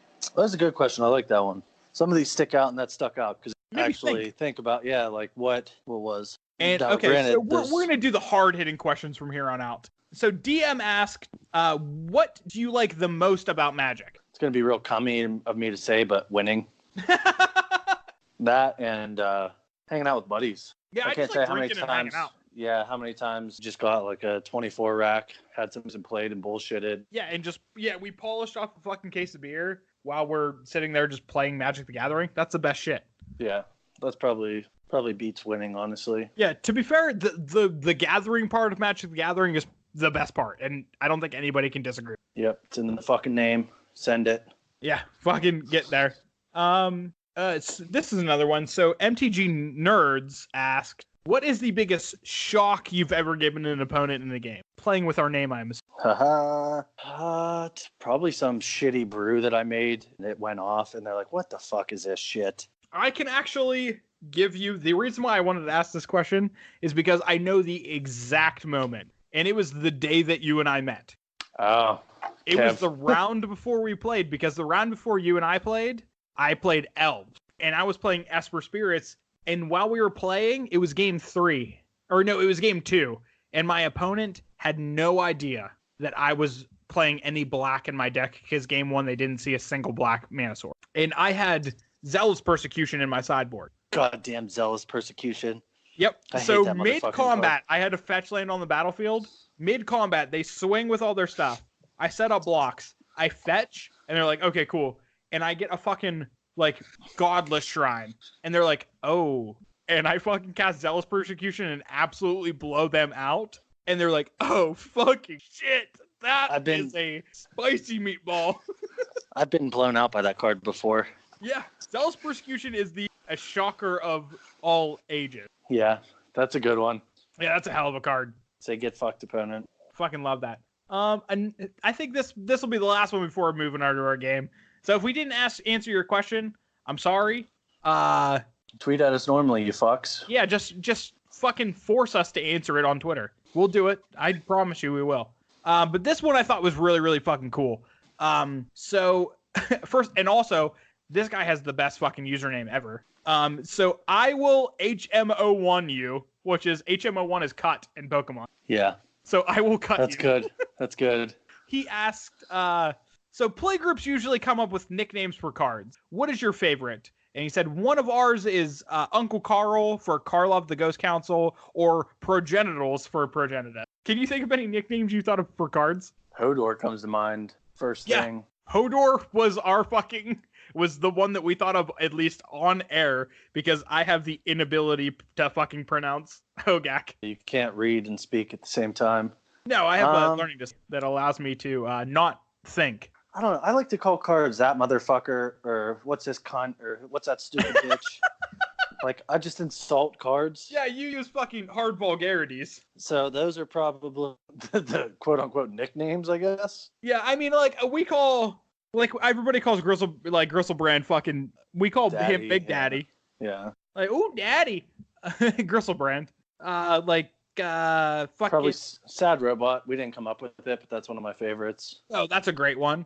Well, we call, fucking, Horseface. Fucking Massacre Worm. We call Massacre Worm Horseface. Yeah. Because he's got fucking big old horse teeth. Yeah, I we just don't really thought have our such own a fucking nicknames. cool question. That is a cool question, because it's unique. Yeah. Fuck, yeah. Those are all good questions. I mean, yeah. Again, that is going to conclude of the mailbag episode before we move into our everybody's favorite part of the show. I just want to say one more time, thank you, everyone, for all of the questions you submitted and all of the support and retweets and likes and all the bullshit. Because without y'all, we wouldn't be doing this. Yeah, we would. So you guys can all fuck off. If you Yeah, we would just special. be screaming into the void. Actually, Yeah. You're right. But yeah, much thanks. Actually, It's great. Go talk to a psychiatrist for a bit. You got some shit going on with you. You're wrong. Actually, okay, I have one more question. Hit me. Ryan Raleigh asked, "Can you draw all my tokens for me? I need the King of Butterflies on this." God damn it. And I was going to save that for after, but I think it's good for now. We do have custom tokens. We do. And if you would like some of them, all you have to do is just slide it into the fucking Fetch and Shock DMs. It better be a saucy too, not any of this. Hey, No, you have to ask nicely. I'm not going to respond to just some boring DM. You have to make it fucking good. Yeah. But yeah, if you just fucking say, "Hey, can I have some tokens?" If you give me your address, I will fucking send you the tokens. I don't give a shit. And I will draw whatever tokens you need because I don't give a fuck. Draw me this fucking token, and that one. Dum. That should be what you DM. We got it. We found it. Okay, fuckface. Are you ready for the fucking game? Yes. So for those of you who are new to the Fetch and Shock podcast, every week we like to play a game, and that game is referred to as accumulated knowledge. So in accumulated knowledge, we go to the website Scryfall, we hit the random card button, and one of us asks the other one a card name. The person has to then give the mana cost of the card. If they get it right, they get the point. If they do not, then they lose and we move on to the next card. There's one caveat to this, and I'm a fucking boss-ass bitch. I get 3 hints, a timed response, and I have to get 4 out of 5. Yes. I changed it so you actually only get 3 as well. I get 3 hints, but I only have to get 3. Yes, and you get a little bit longer of a time. Yeah, because I have a learning disability. Yes. I'm the fucking wizard of this game, because I'm pretty sure I'm autistic at some point in my life. I wouldn't say you just have this weird fucking brain that can only remember magic cards and not any other valuable information. I know a bunch of random shit, like when we used to watch, what's that game, Wheel of Fortune? Wheel of Fortune, is that it? No. Sure, Jeopardy maybe? Jeopardy, that's the fucking one. At least I got the game right. Sure. I fucking killing. I'm a fucking, I don't even know, savant of knowledge, apparently. All right, fuckface, are you ready? I've never been more ready. Okay, so your first one here is Sunscorch. Oh, Sunscorch Regent. Isn't that the fucking new guy? Is it? Is it? Yeah, I think so. Me saying "is it" wasn't a hint, just so you know. No, it's not fucking blue. It's not blue red. It's white, but I can't remember what the fucking. God damn it! Ah, shit. Oh my god, I fucking hate fucking Corset 2020. So I don't know if I know the card or not. It's the mythic fucking rare white card from fucking Corset 2020 that when it enters the battlefield, it fucking turns something into a fucking 3/3. God damn it. But I think they're all like color, right? Is it like 2 white? Is that your final answer? Sure. No, not even fucking close. What is it? It's from one of the Tarkir sets. Oh, it's the dragon. Yeah. Fuck me. Is it 3 white? Yeah. That's what you said. You said the new set, and I was trying not to lose it. Yeah, it's the one whenever an opponent casts a spell, put a 1/1 counter on it, and you gain a life. God, what was the card that I was fucking saying? It's from the new set. I couldn't fucking tell you. Oh, Jesus. No, I know exactly the card now. Because I fucking knew it the second you were just like, oh, no, that's wrong. And I'm like, oh, wait, there's another fucking thing. It's a white card. Yeah, you fucked that one up. Yeah, because it was like the Thunderbreak region and Icebreak region fucking cycle. Yeah. Ready for round 2? I've never been more ready for round 2, motherfucker. Okay. This one is Sabertooth Tiger. Oh, my God. Is that a fucking old one? Do you want a hint? I should probably fucking start using hints, I bet. You got 3 of them. Oh, Sabertooth Tiger. That sounds like a fucking red card if I've ever heard one. Is it, though? Is it? Okay, the isn't jokes are fucking too much now. Yeah, give me. I want to know. Give me what it does. First strike. You're not kidding. I'm not kidding. It is first strike. Oh, Jesus Christ. I'll even give you a little bit more. It says first strike. This creature deals combat damage, but without first strike. Yeah, sure it does. Because it's from like fucking like Portal 3K. To a Sabertooth, all men are mice. Oh, I love that flavor text. Oh, fuck me. That flavor text is so good. There's no way I'm getting this card, though. I'll give you a free hint. 8th edition. Oh, 8th edition is much different. I thought it was like a Portal 3K card. It's 1 in a red. Is that your final answer? Sure. 2 in a red. Fuck me! God damn it! 1 in a red for a 2-1 first strike and an 8th edition and a core set. You didn't say 2-1. No, but I didn't know it was 2-1. I thought it was going to be like a 1-1 first. That's fair. I would have thought cat, Savannah Lions. Most cats are either 2-2 or 2-1. That's only 1 white. Yeah, but I'm saying the cat part of it. Sure. All right, your third one here. You have to win out. Yeah, there's no way. Is Aerial Responder? Oh, Aerial Responder's a newer card, isn't it? Is it? God fucking damn it! Go fucking 1. Oh my god, my brain is just fucking fried right now. Yeah, I remember this card. This card is from like a limited format that we played recently. Is it? You're the worst person I literally can't stand you. Oh fuck. God damn it. It's like a 1/1 flyer or like a 1/3 flyer with like some shitty ability. You're a oh god damn it. Now For those of you who don't know, I just turned my video off. Yeah, I just out of nowhere on my fucking screen, Matt's just dumb face popped up and he just has a shit eating. Oh fuck, man. God damn it. Do you want a hint, or are you just trying to get 2 out of 3? Well, yeah, I kind of need the 5? hint, don't I? What's it do? Flying Vigilance Lifelink. Flying Vigilance Lifelink. Oh, Aerial Responder is 1 white. Is that your final answer? Yeah, because it's fucking Vampire Nighthawk. Yeah. White. Yeah, fuck yeah. I knew that one. Yes. Not quite Vampire Nighthawk, yeah, because it doesn't have Death Touch. White Vampire Night instead of fucking Death Touch it has Vig. Yeah. Yeah, it's in Kaladesh, I think. We got there. It is definitely in Kaladesh. Yeah, Kaladesh. It's this fucking big like dwarf looking guy. Isn't it like a dwarf something? Yeah, on a thing. What's the creature? All right. I don't know. I went past it already. Oh, it's definitely dwarf then. Yeah, I think you're right. All right, so your next card is Daru Mender. Oh, well, here's the end of my streak. Your 1 card streak. Yeah, well, whatever. It's still a streak. Daru Mender? Daru Mender. Oh my god. What does it do? Is this your last hint? Yeah, third and final hint. I need it. Morphs for a white. When it's turned face up, regenerate target creature. Morph for a white. When it's turned face up, regenerate target creature. Yeet. Well, what's the morph cost? Flip up. I guess I have to give you that if you ask me to Yeah. do. Oh, it's a 1 white. That's what I just said. Oh, it's just 1 white? Yeah. Oh, the geez. morph is always 3, and then the morph. Yeah, the to morph flip is it up- always 3 down, but like the morph flip cost is always down. Yeah, that's what I said. Morph for 1 white. Oh my god, I think it's maybe like it's okay. So it's regenerate target creature. Regenerate target creature. Well, regenerate's typically a black thing, but it has a white ability. Oh Jesus, fuck. Am I giving you hints from my face? No, you're not. Oh my god, is it like 1 in a black or something? Is that your final answer? I don't see. Black is definitely a regenerate thing, but since it's a fucking flip up morph ability, I don't know. That totally changes the game. You got 10 seconds, bitch. Sure, we're gonna go with the instinct 1 in a black. And you would be incorrect. You fuck. What? It's what 1 is it? white. 1 white? 1 white. God damn it. It's from Legions. And, well, am I right that regenerate is typically a black ability? Yeah, generally. Yeah, so that one that was a shit show. Well, I already lost, but give me the last one. I gotta try to at least get fucking 2 for 5. Vampiric Fury. Oh, geez. That's like an instant or fucking sorcery or something. Maybe enchantment? I'll give you a free one. It's a red instant. It's a red instant. What is it, like fucking creature gets +1 +0 and fucking like first strike until end of turn or something? That seems like something it would do. Maybe. What's it do? Well, a vampire would be either black or red. It's either lifelink or first strike.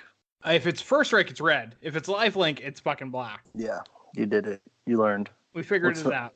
What's the mana cost, dum-dum? I don't know. I honestly... Do you give up since you already lost? No, I refuse to give up. Never give up. Never surrender. That's actually the flavor text on this card. Really? That would be incredible. No, not even close. If I got the flavor text of it, would I just win automatically? I would give it to you for sure, yeah. Okay, cool. It is gonna be lifelink, and it's gonna be fucking 1 black. No, you fucking idiot. I already told you it was red. Oh, did you? Yes, I said it's a red instant. Oh, I didn't know. I thought you just said it was an instant. Okay, then it's 1 red, and it gets first strike. Yeah, and it's +2 +0, not +2 it +0. Okay, cool. Yeah, it is 1 in a red. It's yeah. You silly bitch. You lost. You suck. I didn't hear that you gave me that. I'm the fucking it was master. Yeah, you remain champion, and I remain less than champion. Yep, that sounds about right. All right. God damn it. Well, dude, this shout out this week is actually for all the fucking marbles. Yeah, our shot. I'll let you do it. It's in the program. Oh, I get to fucking do it, even though I lost. Even though you fucking lost, you That's scum. not typically the case. Run So them numbers, before we do the regular shout out, we got 2 shout outs this week. And our shout outs this week are actually going to be our winners. Yeah, we're not telling the second winner what they want. We're just sending it. No, I think we should I think we should tell them what it is, but when they receive it, it's going to be a mystery because there's still an amount of mystery. No. They'll know they won. They just don't know what they want. Oh, I like that. And then they just get it in the fucking mail. Oh my God. Yeah. That's actually brilliant. So, as we said at the beginning, this whole entire episode was stemmed from our 50 follower giveaway. But since everything went so well with the fucking giveaway, we decided to add another one to it. And the other one that we added to it was a mystery prize. And the mystery prize is going to be to our favorite question. And that question I'm going to read and we are going to answer right now. That question is, what is the best way to stop playing the same color combination? I am stuck on blue-black since I was 10, and I can't for the life of me drift. I've tried playing Grixis to insert red and then slowly left the color to go back to blue-black. And that question is to Gionoda Odaso on Twitter. So I'm going to go ahead and take the reins on this one. Well, first of all, congratulations. Yeah.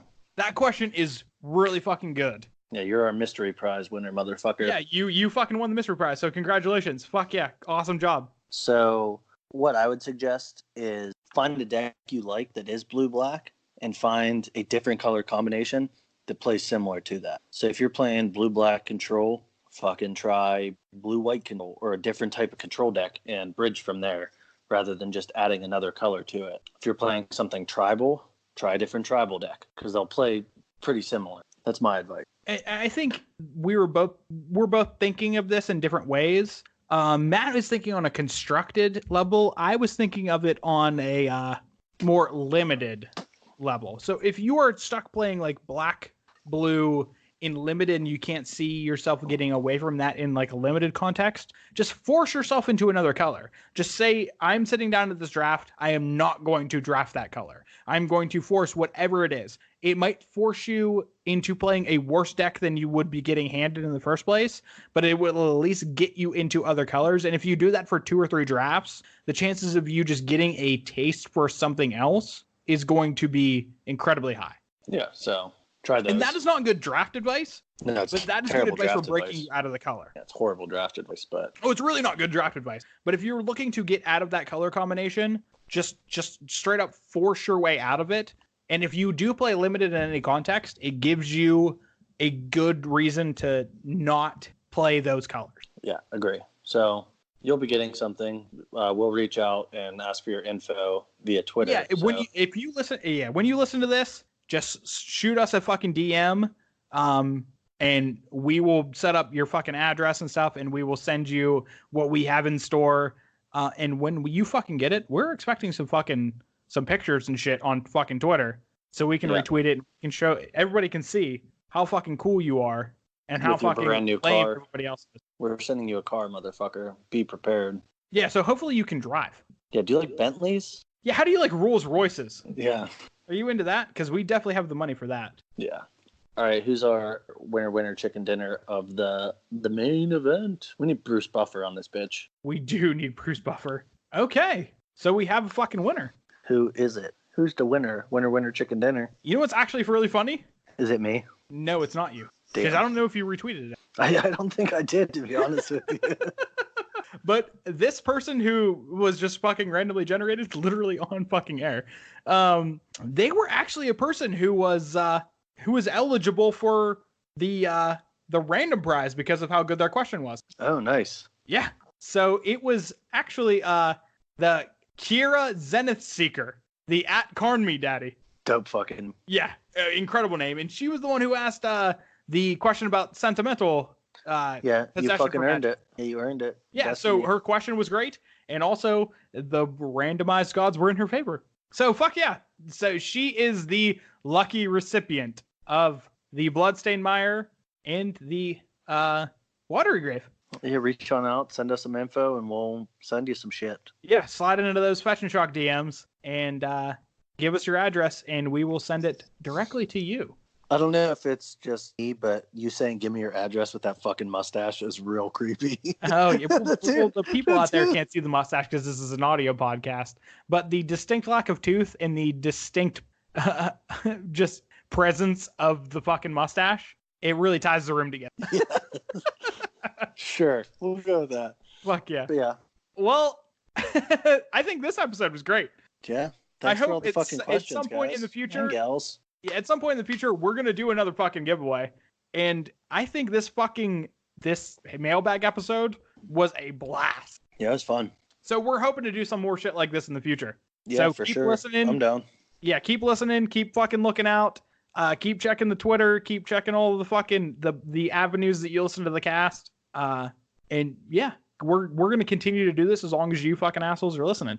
Yeah, unfortunate. So if you're interested in finding us on Twitter, which I'm assuming most of you already fucking know because you entered the fucking giveaway, we are at fetch_shock on Twitter. If you're looking for Tyler specifically, I'm at basically Ben. And if you are interested in interacting with Matt, which I don't know why, he is at It's Bop on Twitter.